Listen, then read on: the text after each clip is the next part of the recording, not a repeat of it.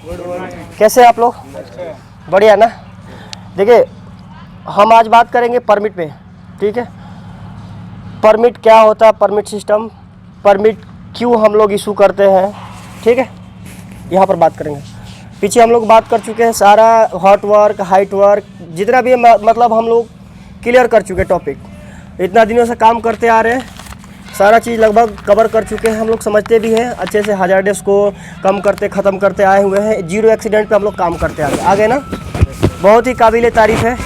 उसी का एक पार्ट है हम लोगों का परमिट सिस्टम। देखिए, परमिट जो होता है, परमिट एक रिटन डॉक्यूमेंट्स है जो कि हमको अथॉरिटी देता है प्लांट के अंदर काम करने का। क्या ये एक रिटन डॉक्यूमेंट है जिसको बोलते हैं परमिट सिस्टम, ठीक है ना। ये जो है इसका पूरा जो काम होता है, ये पूरा इसका एक ही काम है कि हम मतलब एक ईश्वर होगा जो कि काम देगा आपको, और आप काम करने वाले हैं, और दोनों के बीच जो है ना एक कहते हैं ना एग्रीमेंट का काम करता है, और सारा प्रोसेस इस पे फुलफिल होता है। ये परमिट होता है, ठीक है। परमिट कितने टाइप्स के होते हैं ये हम जानेंगे। परमिट का क्या काम होता है, कितने दिन का वैलिडिटी होता है, ये पूरा आज डिटेल समझ लें, ठीक है। आज के बाद पूरा परमिट वाला काम ख़त्म। आपका हेलमेट का है यार, हेलमेट तो ले लेते है ना। देखिए, बेसिकली परमिट होता है 3 टाइप का। पहला होता है आपका परमिट जो हैगा हॉट वर्क, दूसरा होता है कोल्ड वर्क, और तीसरा होता है हाई रिस्क परमिट, ओके। अब हॉट वर्क परमिट किसको बोलेंगे, कोल्ड वर्क परमिट किसको बोलेंगे, और हाई रिस्क परमिट किसको बोलेंगे, और इसके अंदर कौन कौन सा काम आता है पहले समझ लीजिए जनरल, ठीक है। चाहे कोई भी, देखिए परमिट अलग अलग प्लांट में जाइएगा अलग अलग टाइप का आपको परमिट मिल जाएगा, है ना। कोई परमिट कुछ मतलब सब सारा कंपनी अपना अपना प्लांट अपना अपना परमिट इशू करती है अलग अलग तरीक़ा से। तो हम जनरल बात करेंगे, किसी पार्टिकुलर का बात नहीं करेंगे, ठीक है। और यहाँ पर भी जनरल बात, यहाँ पर भी हम या जो परमिट है इसका भी बात कर लेंगे। तो कहाँ बता रहे थे कि hot work permit, cold work permit और हाई रिस्क परमिट।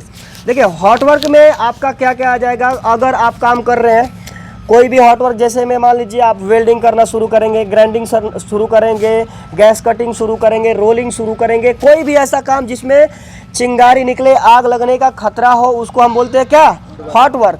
तो उसके लिए आपको हॉट वर्क परमिट लेना पड़ेगा जिसका कलर कोड रेड होता है ज़्यादातर, ओके। नंबर सेकेंड, आप कोल्ड वर्क करेंगे। कोल्ड वर्क में देखिए क्या क्या आ जाएगा। और बात करें कोल्ड वर्क का तो एक्सकावेशन करेंगे, जैसे ना खुदाई का काम करेंगे, है ना। अगर आप हाइड्रोजेटिंग करते हैं, हाइड्रोजेटिंग समझते हैं आप लोग, जैसे ना पानी से साफ सफाई किया जाता है, उसको आप बोलते हैं। ये सारा जिसमें ना आग लगने का खतरा नहीं है, ओके, वो किस में आएगा, कोल्ड वर्क परमिट में। और हाई रिस्क जो होता है ना, और ये कोल्ड वर्क परमिट का जो होता है ये ग्रीन होता है, ओके। और ये हाई रिस्क परमिट किसको बोलेंगे, हाई रिस्क का मतलब ये हुआ कि जिसमें पोटेंशियल ज़्यादा खतरा होने का है, उसको हम बोलते हैं हाई रिस्क। जैसे मान लिफ्टिंग का काम है ना, लिफ्टिंग मटेरियल हो रहा है, ऊपर से बहुत बड़ा क्रेन लगी है, लिफ्टिंग हो रहा है, क्रिटिकल वर्क है, जिसमें मतलब बहुत बड़ा क्रिटिकल वर्क है, उसको हम बोलते हैं क्या, हाई रिस्क परमिट। समझ गए। ये 3 टाइप का परमिट बेसिकली हर जगह होता है, ऐसे तो बहुत सारा परमिट होता है, ठीक है। तो ये होता है हमारा परमिट सिस्टम। आपको बता दिया कि ये क्या होता है। ये कोई भी काम को करने से पहले ये जो है होता है कि एक रिटन डॉक्यूमेंट है, मतलब लिखा हुआ कि हाँ ये काम होगा, इसका वैलिडिटी कितना होता है। अब इस पर हम बात करेंगे। ये जो यहाँ का है सिस्टम थोड़ा समझ ले। देखिए, ये बेसिकली ये परमिट है, ये जो परमिट है इसमें ना 3 टाइप का हमने बताया। इसमें सारा चीज़ एक ही परमिट में मेंशन कर दिया गया है, चाहे कोई भी काम करे। बेसिकली ज़्यादातर ये भी होता है, आप कहीं और भी जाइएगा तो भी मिल जाएगा आपको, है ना, कि एक ही में सिर्फ आपको सारा चीज़ मेंशन किया होगा। आपको जो काम चाहिए उसमें आपको टिक लगाना पड़ेगा कि हाँ हमने ये काम करने जाना है। समझ गए। परमिट का सिस्टम, परमिट बहुत ही मतलब एक नेसेसरी, किसी भी काम को प्लांट में करने के लिए पहले आपको परमिट लेना ही चाहिए, ज़रूरी है। बिना परमिट का आप काम एक स्टेप नहीं कर सकते, ठीक है। तो सबसे ज़रूरी चीज़ आपको बता दें कि इसमें इस परमिट के अकॉर्डिंग आपको तो सबसे पहले देखिए, इसमें सारा कोई भी काम करे, चाहे हाई रिस्क काम करे या कोल्ड वर्क करे या हॉट वर्क करे, एक ही में बहुत ही बढ़िया परमिट है। इसमें आपको सारा चीज़ मिल जाएगा। आपको अलग 5 परमिट है, जैसे एक्सकावेशन का अलग, कोल्ड वर्क का, ये क्या हाई रिस्क का अलग, हॉट वर्क रिस्क का, हॉट वर्क का अलग नहीं लेना है, सिर्फ इसी में टिक करना है। आपको बता देते हैं, समझते जाइएगा। देखिए सबसे पहले आपको इस परमिट के अकॉर्डिंग आपको क्या करना है कि पहले टाइप मेंशन करना है कि किस टाइप का आप वर्क करने जा रहे हैं, है ना। आप टाइप का मतलब जैसे जनरल वर्क करने जा रहे हैं, कि आप हाइट पे काम करने जा रहे हैं, कि आप हॉट पे काम करने जा रहे हैं, कि कन्फाइंड स्पेस पे कन्फाइंड स्पेस का काम करने जा रहे हैं, कि लाइन ब्रेकिंग का काम करने जा रहे हैं, है ना। उसको अगर ये टाइप का आप काम करने जा रहे हैं, लोडिंग अनलोडिंग का काम करने जा रहे हैं, तो इस में क्या करना होगा आपको, उसमें कॉलम दिया है, आपको टिक कर लेना होगा। समझ गए बात भाई, समझते जाना। सबसे पहला स्टेप क्या है कि आपको टिक कर लेना है कि किस टाइप का काम कर रहे हैं। मान लो कि आपको यहाँ पर वेल्डिंग का काम चल रहा है, तो उसको हॉट वर्क में आएगा, टिक कर दिए। अगर हॉट वर्क और हाइट वर्क दोनों है तो दोनों एक साथ करेंगे, क्या हाइट वर्क भी और हॉट वर्क भी। अगर मान लो कि कुछ देर नीचे काम है और फिर कुछ देर के बाद हाइट पे भी काम है, तो हॉट वर्क, हाइट वर्क और जनरल वर्क तीनों, क्योंकि नीचे भी काम कर रहे हो, फिर वही काम उसी समय कुछ देर के बाद ऊपर भी काम करोगे, ठीक है। और हॉट वर्क तो तीनों करेंगे, क्या हॉट वर्क, हाइट वर्क और जनरल वर्क। बात समझ में आ रही है, आपको मेंशन करना जरूरी है। अगर अगला स्टेप का बात करें तो आप ना वैलिडिटी इसका कितना दिन का, ये इसका ना 1 डे मतलब सिर्फ 8 घंटे का यहाँ हमारा वैलिडिटी होता है इस परमिट का, कि 8 घंटे इस परमिट पे आप काम कर सकते हैं। अगर और भी एक मान लो कि आपको और 1 घंटा 2 घंटे कराना है 8 घंटे के बाद भी, तो आप एक्सटेंड करवा सकते हैं। ईश्वर से अथॉरिटी लेके है कि हम 1 घंटा काम और करना है, उसमें टाइम मेंशन होगा कि हाँ जैसे 5 बजे के बाद भी कराना है, तो उसमें ना ईश्वर फिर से काम को चेक करेगा और आगे देगा कि हाँ ये काम आप कर सकते हैं, 2 घंटे के लिए हम आपको अलाउ करते हैं। वो अपना साइन करेगा, टाइम डालेगा इतना से इतना बजे, फिर एक्सटेंड होगा। समझ के बात, ये हो गया ये। और इस पर टाइम स्टार्टिंग टाइम डालेंगे, कितना बजे शुरू हो रहा है, कितना बजे ख़त्म हो रहा है, क्लियर है। इसमें फुलफिल ये करना जरूरी है, समझ गए ना बात, इतना समझ में आया होगा। टाइप, फिर उसके बाद वैलिडिटी। अब देखिए सबसे ज़रूरी चीज़ कि किस लोकेशन पे, मान लीजिए इतना बड़ा प्लांट है ना, तो इतना बड़ा प्लांट पे किस पार्टिकुलर आपको लोकेशन डालना है। जैसे मान लो कि हम काम कर रहे हैं इस बाउंड्री वाल के, है ना, बाउंड्री वाल के कौन सा साइड है ये, तो दक्षिण साइड है, मतलब कि साउथ एंड ईस्ट, है ना, ऑफ बाउंड्री वाल, है ना, south and east side of boundary wall fabrication yard, clear है। इस तरह से डालेंगे। मिले हमको ऐसे कुछ भी है, जैसे हमारी बॉयलर एरिया है, हाँ, और भी AWTP है, ना मतलब यार, ठीक है जी। तो ये समझ लीजिए, आपको फिर जॉब डिस्क्रिप्शन पूरा प्रॉपरली डाला है। मान लो कि कोई भी आप काम कर रहे हो, फैब्रिकेशन का काम करो, तो फैब्रिकेशन में क्या, फैब्रिकेशन में क्या किस चीज़ का काम कर रहे हो, ओके, ब्रिज है, टैंक है, कुछ भी, तो ये वेल्डिंग ऑफ ब्रिज, है ना, इन फैब्रिकेशन यार्ड, ओके, या फैब्रिकेशन वर्क, ऐसे करके डालना होगा। मतलब कि जॉब लोकेशन और जॉब डिस्क्रिप्शन हर परमिट में, किसी भी कहीं का भी परमिट हो तो आपको ये मेंशन करना जरूरी है। टाइप, किस टाइप का काम है, क्लियर है, कौन सा लोकेशन पे काम कर रहे हैं, जॉब डिस्क्रिप्शन आपका क्या है, कितना देर के लिए ले रहे हैं, ओके। फिर आपको क्या करना है इसमें कि इशू कराना है। इशू में आपका किस टाइप, मतलब ना ये प्रोजेक्ट में काम चल रहा है कि प्रोसेस में काम चल रहा है, वो लिखा हुआ होगा, समझ गए। तो ये जो प्रोजेक्ट का है तो उस पर ऊपर प्रोजेक्ट लिखा जाएगा। मतलब ये ऐसा परमिट है कि एक ही में सारा चीज़ मेंशन कर दिया गया, बहुत ही बढ़िया परमिट है, समझ गए बात। हाँ, तो प्रोजेक्ट फिर उसके नीचे क्या करेंगे, ईश्वर अपना साइन करेगा और नाम लिखेगा, अपना नंबर डालेगा कि हाँ हम इस काम को करने के लिए अथॉरिटी देते हैं, अपना नंबर डाल के साइन करेगा, अपना नाम लिखेगा, क्लियर है जी। हाँ, ये बात थोड़ा सा ध्यान रखिएगा। फिर देखिए फिर क्या होता है, एरिया इंचार्ज भी साइन करता है। ईश्वर तो इशू कर दिया, उस जो पार्टिकुलर एरिया है वो, जैसे मान लो ईश्वर देख लिया कि हाँ ये जैसे इशू कर दिया कि हाँ अब जिस जगह पे आप काम करोगे उस एरिया का भी एक इंचार्ज होता है, उस एरिया इंचार्ज को भी साइन लेना। वो चेक करेगा कि हाँ ये काम होने वाला है, सही तरीका से होगा, फिर साइन करेगा कौन, एरिया इंचार्ज। फिर लास्ट में आपका आता है, फिर करेगा कौन, सेफ्टी कोऑर्डिनेटर। सेफ्टी कोऑर्डिनेटर फिर अपने ढंग से सही करेगा, चेक करेगा कि हाँ ये सेफली काम होगा कि नहीं होगा, सेफ वर्क प्लानिंग है कि नहीं है, ये सारा चीज चेक करके फिर अगर सेफ्टी कोऑर्डिनेटर भी साइन करेगा। अगर आपका काम क्रिटिकल है, मतलब ना जैसे रिस्की, बहुत ज़्यादा रिस्की है, तो फिर फैक्ट्री मैनेजर से भी साइन लेना जरूरी है, क्लियर है। ये बात थोड़ा सा ध्यान रखिएगा। अब देखिए यहाँ पर क्या कर, आपको अब क्या ध्यान देना है, अगला हाँ जी, आपको बता दे रहा हूँ, अभी इधर ही है ना। फिर आपको हजार्ड समझते हैं, हजार्ड मतलब खतरा, उस काम में खतरा क्या क्या हो सकता है आपको बता दूँ। इस परमिट में आपको टिक करना होगा कि क्या खतरा है। मान लीजिए कि फ्यूम्स, डस्ट, धूल कण इस प्लांट में है क्या, तो है तो हम टिक करेंगे।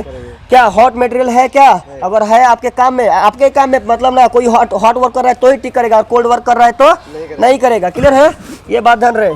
फिर कन्फाइंड स्पेस में होगा क्या, नहीं होगा तो नहीं टिक करना है। हाई प्रेशर है क्या, नहीं होगा तो नहीं करना है, अगर है तो करना है। क्लियर है, ये बात थोड़ा सा ध्यान रहे। फिर रहा बात आइसोलेशन का मतलब ये है कि जैसे ना, आइसोलेशन समझते हैं आप लोग नहीं, आइसोलेशन क्या होता है पर आप बताइए तो।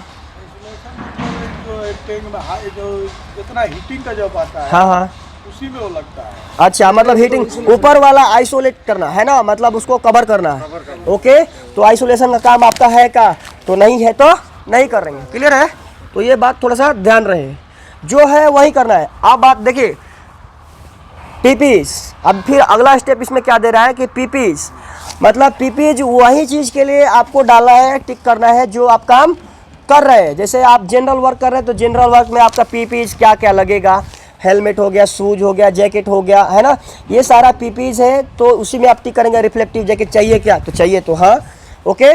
अगर मान लीजिए कि आप हॉट वर्क नहीं कर रहे, अब इसमें आपको दे दिया कि हॉट वर्क के ऑप्शन दिया है कि आपको एप्रॉन पहनना है, तो क्या जनरल वर्क में अगर कुछ नहीं कर रहे हैं तो हमको पहनना है क्या एप्रॉन, नहीं, तो उसको टिक नहीं करना है। मतलब ये है कि जो आपको जरूरी रिक्वायर्ड है जिस काम में, वो पर्टिकुलर काम दे दिया कि आइसोलेशन के लिए ये चाहिए, आप आइसोलेशन कर रहे हैं तो चाहिए क्या आपको तो चाहिए तो टिक करें, नहीं तो छोड़ दे। आपके लिए सारा चीज़ नहीं है, बस आपके पर्टिकुलर काम के लिए है।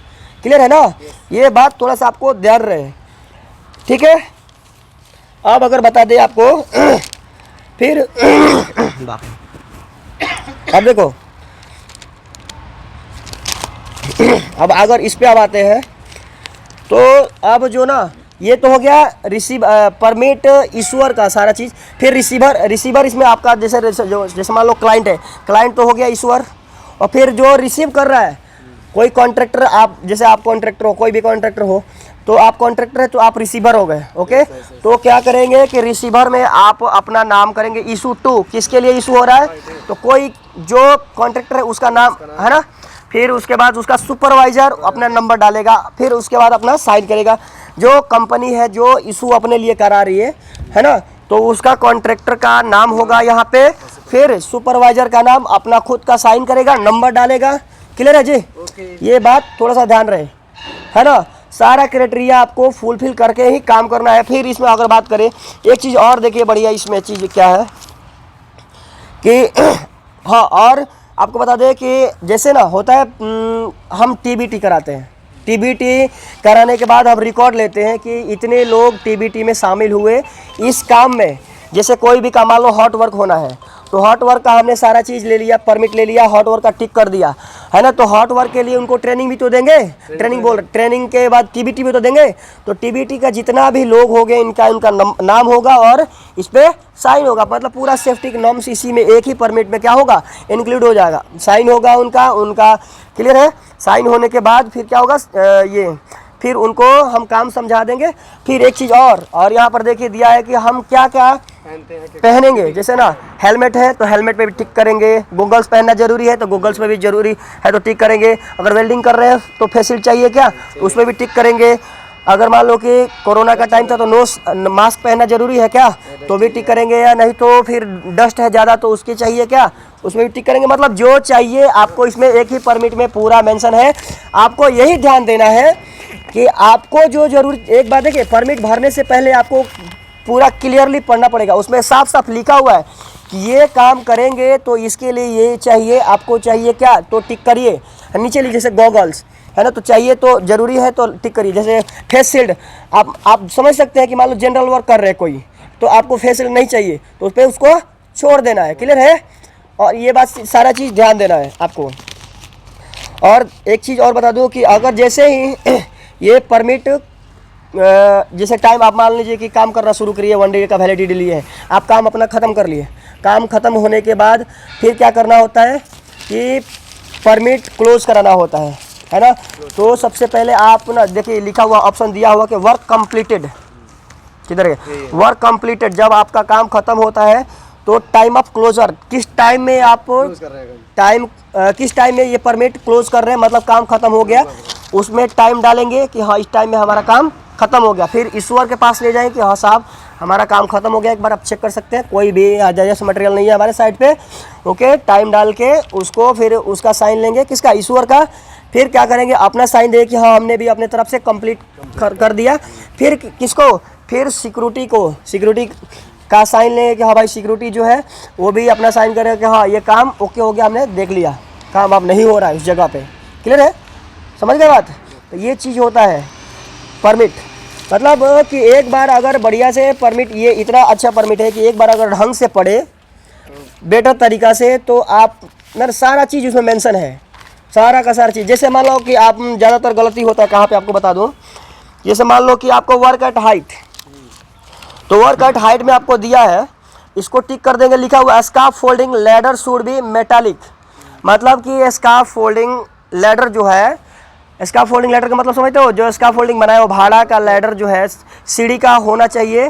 तो अगर आपके पास है तो ठीक है, नहीं तो उसको छोड़ देंगे। ये भी ध्यान देना है कि अगर मान लें कि जरूरी है तो डायरेक्ट टिक, अगर नहीं है तो नहीं टिक करेंगे। अगर जरूरी थोड़ी ना है कि स्कार्फ फोल्डिंग से हम काम करेंगे, हो सकता है बूम लिफ्ट लगाएंगे, है ना, हो सकता है सीजर लिफ्ट लगाएंगे, समझ गए। तो जो चीज़ जरूरी है, जो चीज़ आपके पास है या वो जरूरी है तो ही टिक करेंगे। मान लो जरूरी है वो नहीं है, कुछ अदर मेथड से हम काम कर सकते हैं तो मैं अदर मेथड मेंशन करेंगे, समझ गए। जैसे ना मान लो कि हमको स्कार्फ फोल्डिंग नहीं चाहिए, नहीं स्कार्फ फोल्डिंग हमें ज़रूरत वहाँ पर है लेकिन हम वहाँ उससे काम नहीं करेंगे, बूम लिफ्ट से करेंगे, तो बूम लिफ्ट डाल देंगे कि हाँ भाई बूम लिफ्ट ये हाइट वर्क होना है। क्लियर है, बात समझ गए।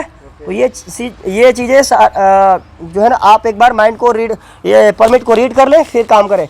और सबसे बड़ी बात ये है कि इसमें एक चीज़ और कि कहीं भी और परमिट है, जैसे मान लो कि आपको अलग से जैसे काम के लिए लगाना पड़ेगा, जॉब सेफ्टी एनालिसिस जो है ना अलग से लगाना पड़ता है, लेकिन इसमें क्या है मेंशन है, समझ गए।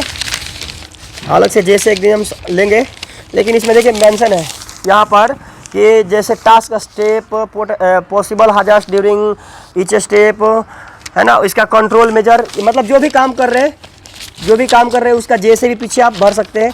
मतलब एक परमिट में सारा का सारा जो भी जितना टाइप का काम होता है आप, क्लियर है ये। हाँ, तो एक बार ना आपको सबसे बड़ी चीज़ है यही कि ऊपर से बढ़िया से टाइप, कौन सा टाइप वर्क है, किस तरह का काम है, कितना टाइम के लिए करने वाले हैं, ओके, और क्या क्या रिक्वायरमेंट है उसका पढ़ लीजिएगा, समझ में आएगा जो मैंने बताया।